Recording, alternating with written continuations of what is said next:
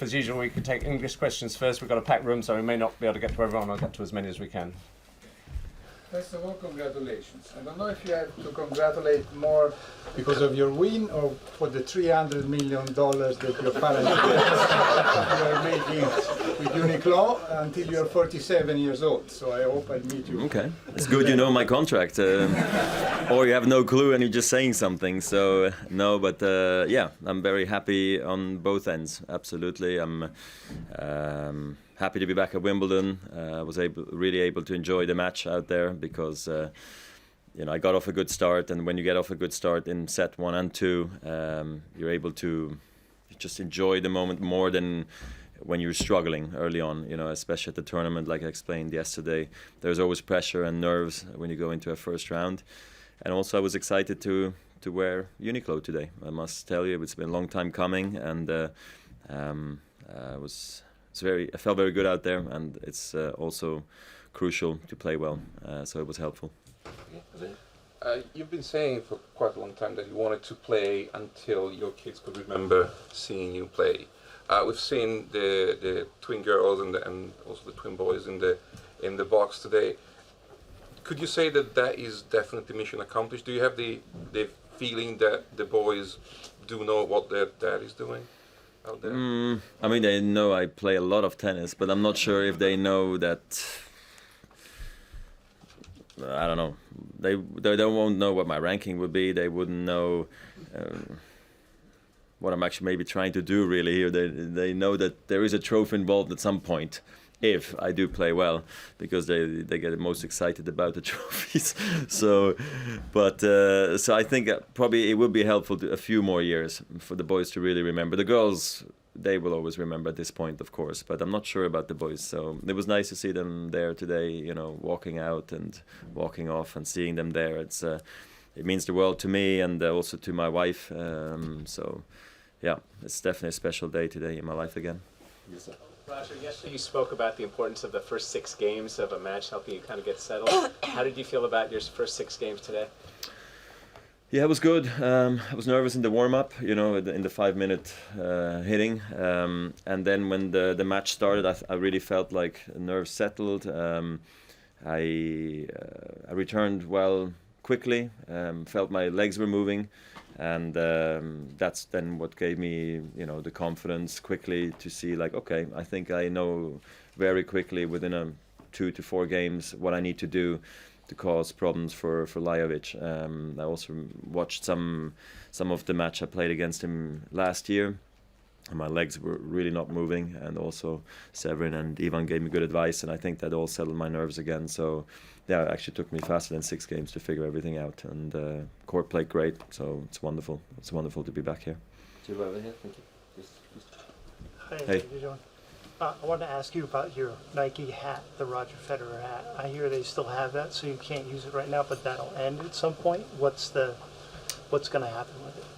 Yeah, so the RF logo is with Nike at the moment, but it will come to me at some point. I hope rather sooner than later. That Nike can be nice and helpful, you know, in the process to bring it over to me, because it's also something that was very important for me, for the fans, really. So look, it's the process, but the good news is that it will come with me at one point. They are my initials, they are mine. So, and the good thing is it's not theirs forever. So in a short period of time it will come to me, but you know, obviously we also need to figure out with Uniqlo when at one point we can start selling clothes for the public as well, because all this has just only gotten underway. So we're hopeful that beginning of next year people can also start buying my stuff. For the moment, as fast retailing as they are and as great as they are, it just needs a bit of time.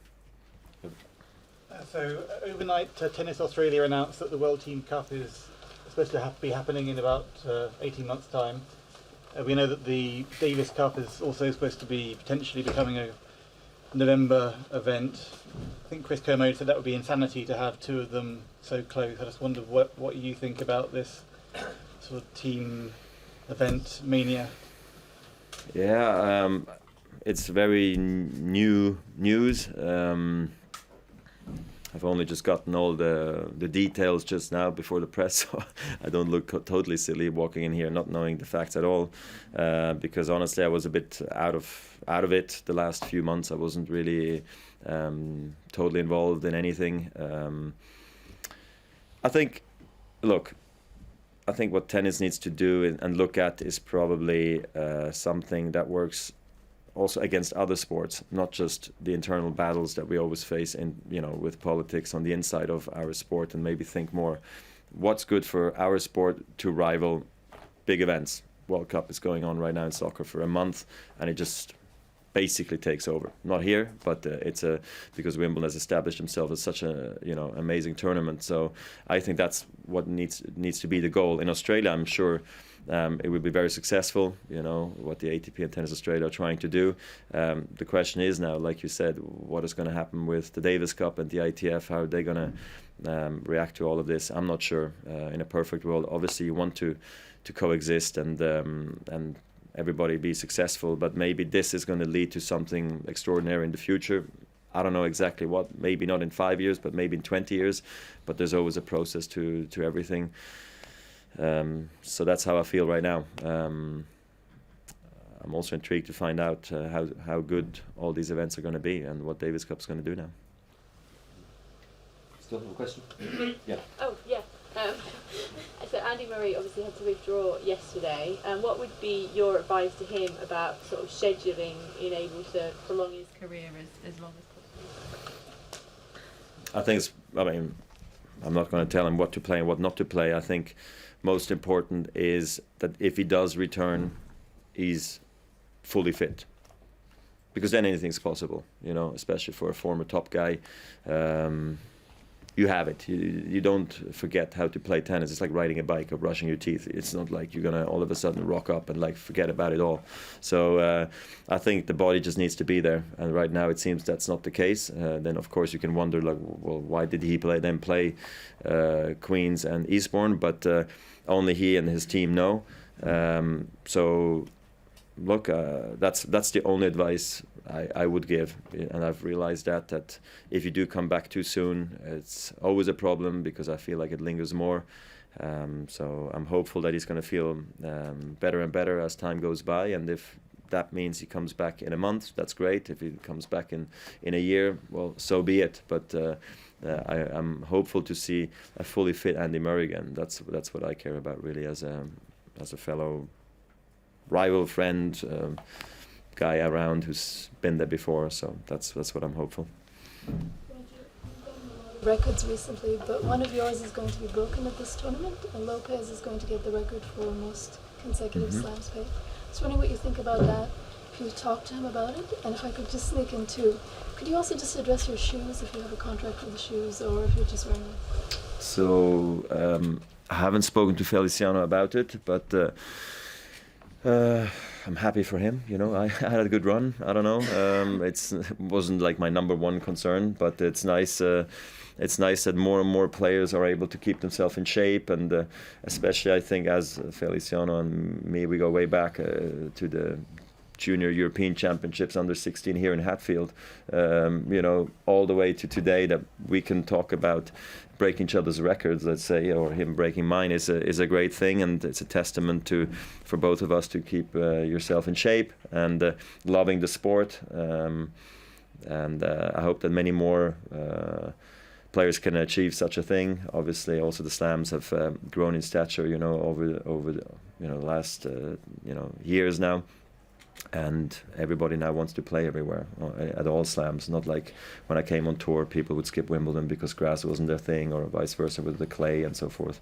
So that's a great thing. With the shoe situation, is like I don't have a shoe deal, so I'm looking forward to see what shoes I will be wearing in the near future. For now, I will be wearing Nike.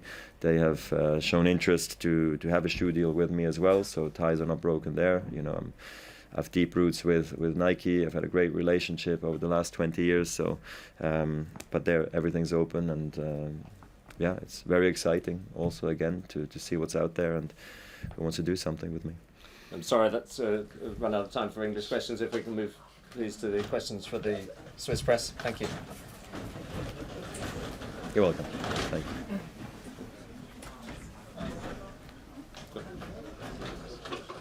Ciao. Ciao.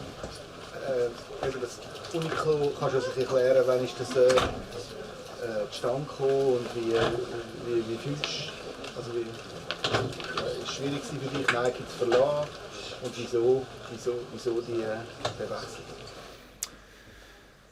Wechsel? Also, es ist alles korrekt abgelaufen von meiner Seite, oder? Wie ich gesagt habe, der Vertrag ist am März ausgelaufen. Und erst ein paar Wochen später habe ich eigentlich angefangen, überhaupt einmal zu schauen, was rum ist, oder? Was die Möglichkeiten noch sind. Vorher wollte ich das nie machen, oder? Weil ich finde, das gehört sich nicht, obwohl das eigentlich praktisch jeder macht, oder? Weil du musst irgendwo absichern, also habe ich gesagt, das wollte ich nicht. Und ich bin eigentlich der Meinung, dass irgendwie wahrscheinlich ein Vertrag zustande kommt am Schluss mit Nike, oder? Jetzt in den letzten 3-4 Wochen, wo ich gemerkt habe, dass es konkreter geworden ist und eigentlich einfach durch den Vertrag ist durchgehen, um zu schauen, ob das jetzt wirklich kommt von Uniqlo, haben wir uns natürlich angefangen zu treffen und im Fall, wenn der Vertrag wirklich durchkommt, dass ich auch Leider hätte, oder? Dass man das mal einfach anschaut. Und es ist natürlich auch so, seit dem März, natürlich, wo der Vertrag eigentlich ausgelaufen ist, jeden Tag, der eigentlich vergangen ist, habe ich mir natürlich auch mehr vorstellen, auch etwas anderes zu tragen. Im Vorfeld ist natürlich irgendwo das nicht unbedingt etwas, wo du sagst, nein, du sagst, das kann gar nicht sein, oder? Aber dann, wenn du eigentlich merkst, dass vielleicht nicht ganz der Wille dort ist, oder? Irgendetwas zusammen auf die Beine stellen, was für beide stimmt, dann ist es auch besser, manchmal, weißt, nimmst du einen Exit und dann ist es vielleicht besser für beide. Ich weiß es auch nicht, oder? Aber was ich weiß, ist, dass ich sehr, sehr stolz bin, jetzt bei Uniqlo zu sein. Dass er mir einen langjährigen Vertrag anbietet, in dem Moment von meiner Karriere. Und das bei weitem über meine Tennistage raus. Das ist etwas, was ich sehr schätze und sehr trifft auch. Und darum bin ich sehr stolz, heute eigentlich auch mit Uniqlo rauszulaufen, weil ich hoffe, ich kann noch mehrere Kapitel schreiben in meiner Karriere natürlich. Und auch ihre Vision ist eine, die ich mir sehr gut vorstellen konnte. Ich habe mich sehr gefreut, mit ihnen darüber zu reden und wo sie mir gezeigt haben, was sie sich vorstellen. Das ist etwas, was mich natürlich gefreut hat und dementsprechend sind wir jetzt da und ich freue mich. Ist es richtig, dass das RF-Logo wird dann quasi von Uniqlo, also es wird dann auch RF-Kollektionen geben von Uniqlo? Oder? Das müssen wir dann noch genau schauen, wie wir es machen, oder ob es RF wird zu mir kommen, nicht unbedingt zu Uniqlo, es wird dann zu mir zurückkommen, oder? Und dann werden wir schauen, was wir nachher machen, oder? Aber eben, das braucht jetzt einfach seine Zeit. Da haben wir noch wahrscheinlich im Vertrag einfach ein Agreement gehabt, dass es einfach noch über die Vertragstour raus noch ein bisschen weitergeht, bei Nike bleibt, oder? Aber sie brauchen es ja nicht mehr, oder? Eigentlich, also ich würde einen Schuhdeal machen mit ihnen.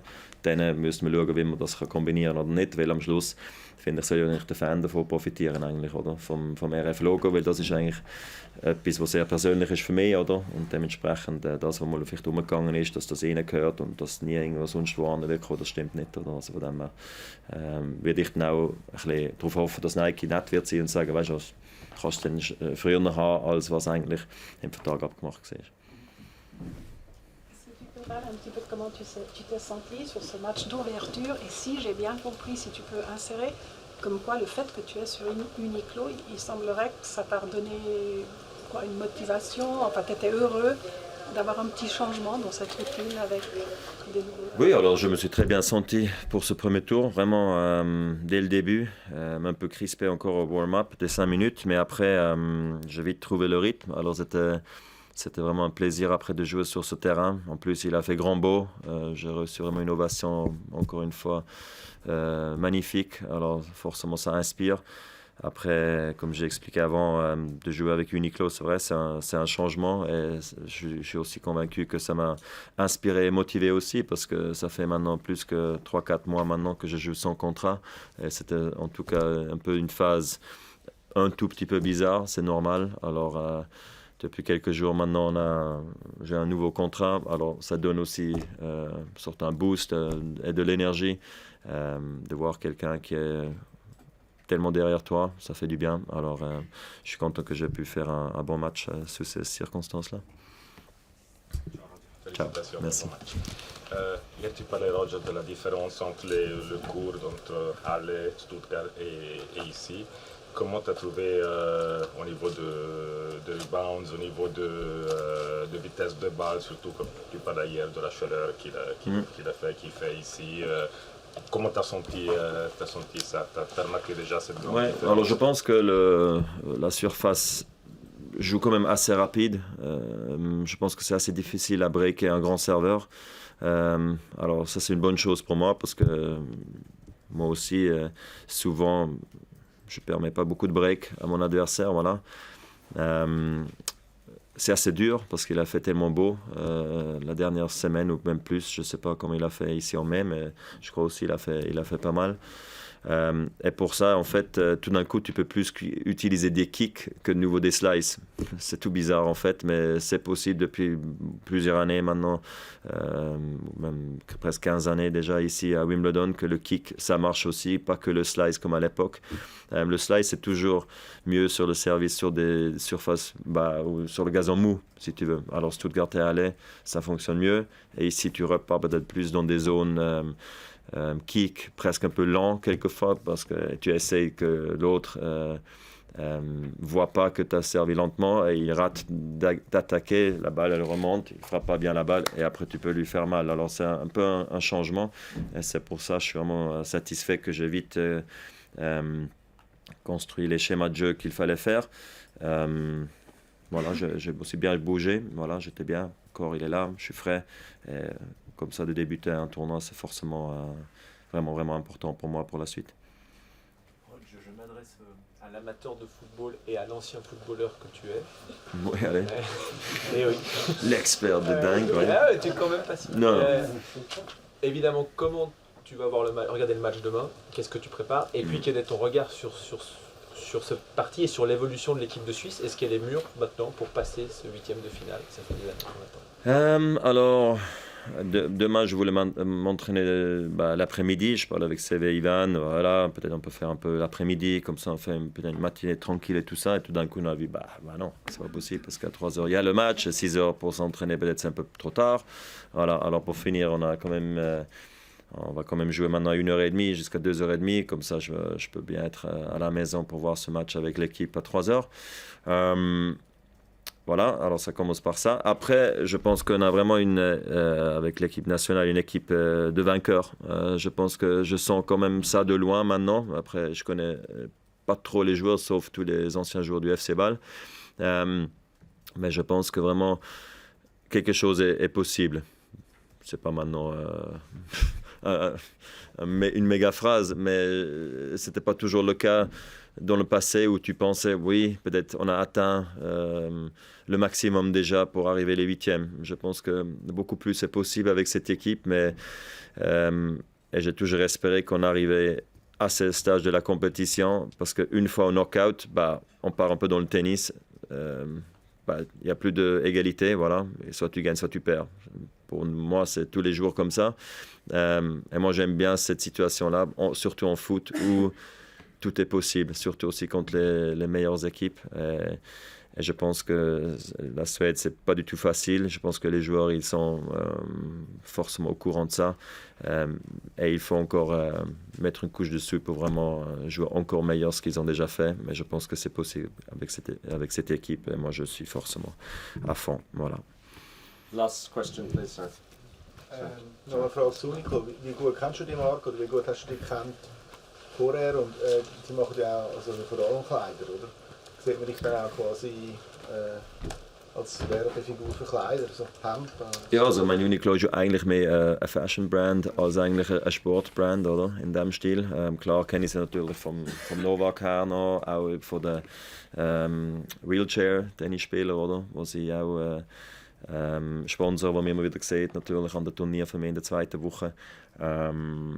Eben, und der Deal ist eben nicht nur auf dem Platz, es ist eben auch eigentlich vor allem nachher, darum habe ich eben das Gefühl, es ist eine wunderbare Phase, wo es dann wird sein vom Tennisspieler zum Nicht-Tennisspieler.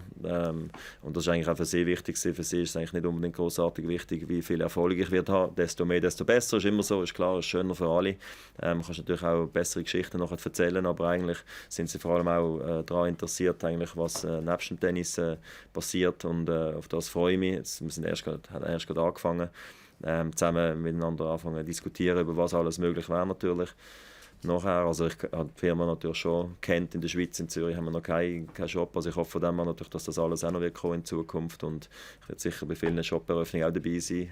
Der asiatische Markt ist ja schon von ihnen durchbrochen, schon seit längerer Zeit, und sie sind ja riesig dort, oder? Aber auch dort wollen sie weiterhin Sachen machen, und in Asien, ich bin schon immer großer Fan davon, ich habe einfach leider nie Zeit gehabt, wirklich zum dort hinzugehen, das heisst, ich werde wahrscheinlich sicher auch ein bisschen mehr in diesem Raum anzutreffen sein, und auf das freue ich mich, weil ich bin gerne immer dort hingegangen, oder? Aber es ist einfach mit der Tennistour ist halt, das zu vereinbaren ist immer ein bisschen schwieriger gewesen.